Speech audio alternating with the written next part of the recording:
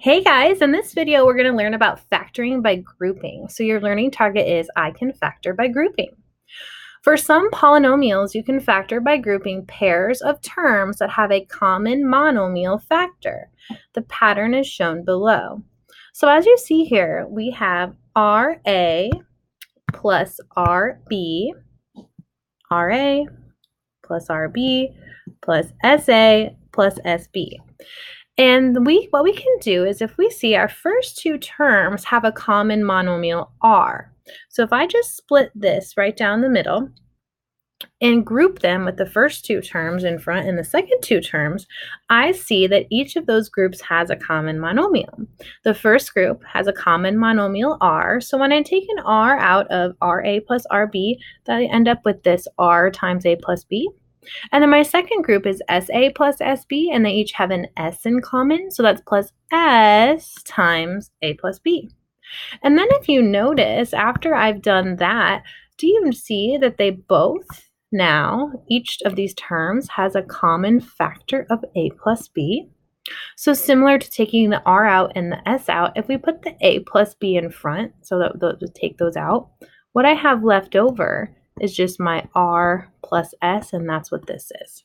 So this is called factoring by grouping. And usually if you have a polynomial that has 4 terms, you want to try to do this because it might just work out for you. All right, let's look.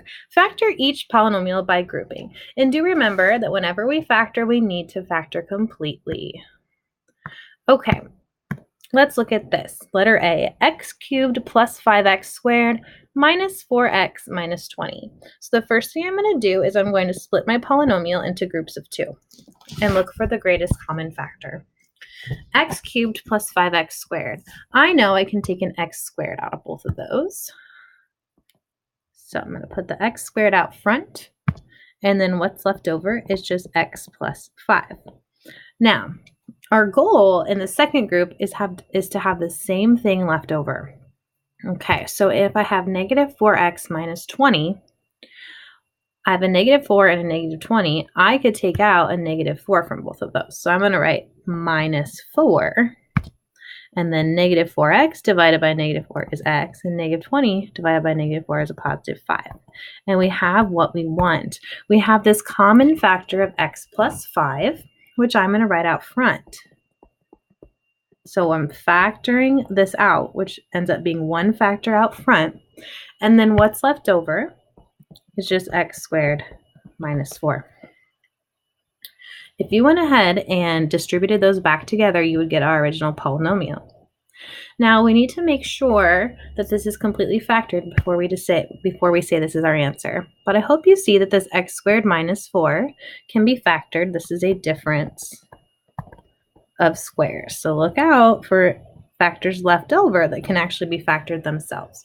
And so that difference of squares, x squared minus 4, we know factors 2, x plus 2 times x minus 2. And here's our final answer, x plus 5 times x plus 2 times x minus 2. All right, let's look at letter B. The first thing we do is we split our polynomial into 2 groups, and we take the GCF out of each. So if we look at x to the 4th plus x cubed, I could take an x cubed out of both of those terms, and I'm just left with x plus 1. So what I really want to be left over in my next 2 terms is x plus 1. But notice it's already x plus 1. So the only thing I can divide by or factor out to have those terms remain the same would be 1. So I'm going to write plus 1 times x plus 1. Because if I distribute that 1, that's still going to be x plus 1. But what that helps us see is we have now this common factor x plus 1 that we're going to write out front. And then what's left over is x cubed plus 1. And then we just learned these. I have x cubed plus 1. This is a sum of cubes. Remember that pattern is a plus b times a squared minus ab plus b squared. In this particular case, our a would be x and our b would be 1. So it's a pretty simple one. And so I still have x plus 1 out front. And so my first factor, a plus b, right there, would be x plus 1. And then a squared would be x squared minus a times b minus x times 1 would just be minus x. And then plus b squared, which is 1 squared, which would be just 1. So you could leave your answer like that, but then you could see that these are the same two factors out front. So you could write this as x plus 1 quantity squared times x squared minus x plus 1. Awesome. 2 more. Letter C. We have x cubed plus 3x squared plus 3x plus 9. So first thing we are going to do is split into 2 groups. In my first group, I could take an x squared out, which leaves me with x plus 3. In my second group, I have a common factor of 3. When I divide those out, or that out of those, I would get x plus 3, which is our goal. A common factor that we can write out front and write what is left over in its own set of parentheses. Now I have x squared plus 3 left over as my second factor. That's unfactorable, so this is actually your final answer. And finally, letter D. X cubed minus 2x squared minus 9x plus 18. Now I would urge you to pause right now and try to do this on your own before I go through it. First thing I'm going to do is split this into 2 groups. Now, whenever there's a negative sign in front of your third term, please keep that with that, okay? So that's why I put that little slash before the negative.